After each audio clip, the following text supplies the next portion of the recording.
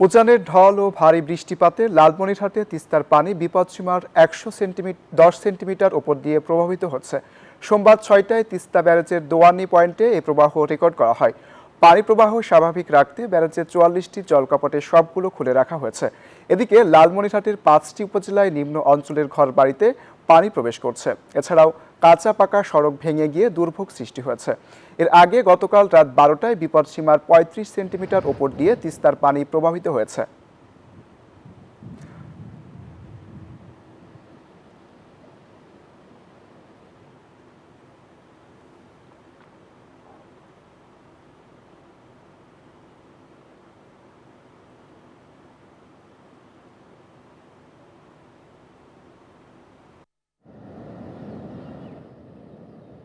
ধন্যবাদ অঙ্কুর। আপনি যেমনটি বলছেন, গত কালকে থেকে কিন্তু তিস্তার পানি বৃদ্ধি পেয়ে রাত 12টায় বিপদসীমার 35 সেন্টিমিটার উপর দিয়ে কিন্তু পানি প্রবাহিত হওয়ার ফলে কিন্তু লালমনিরহাটের 5টি উপজেলায় কিন্তু ভয়াবহ বন্যা পরিস্থিতির সৃষ্টি হয়।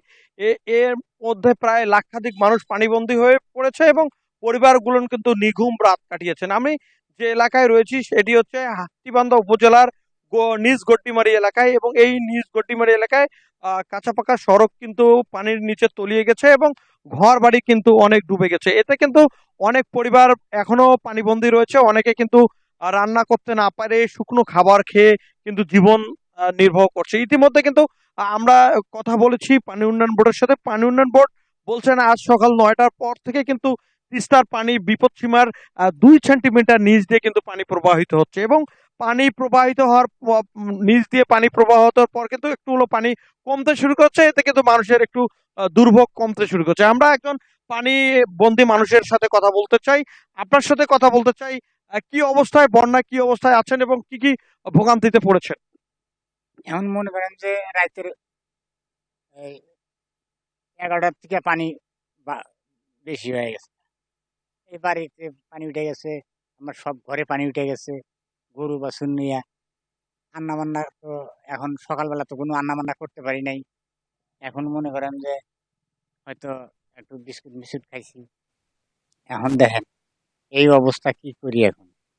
রাস্তাঘাটও তলায় গেছে, এখন খুব একটা বিপদে আছি।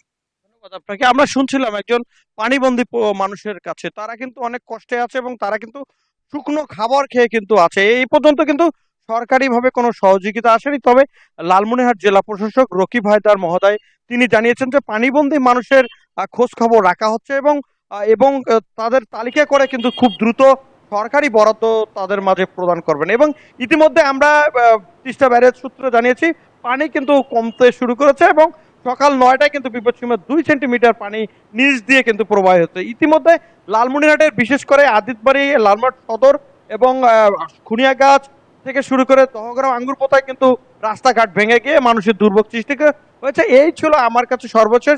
ফিরে যাচ্ছি স্টুডিওতে। ধন্যবাদ রবিউল আপনাকে। বান্ডেল থাকলে প্রতি সেনমানিতে টাকা বাঁচবে। বিকাশ সেনমানি বান্ডিল কিনে জিতুন প্রতি লেনদেনে।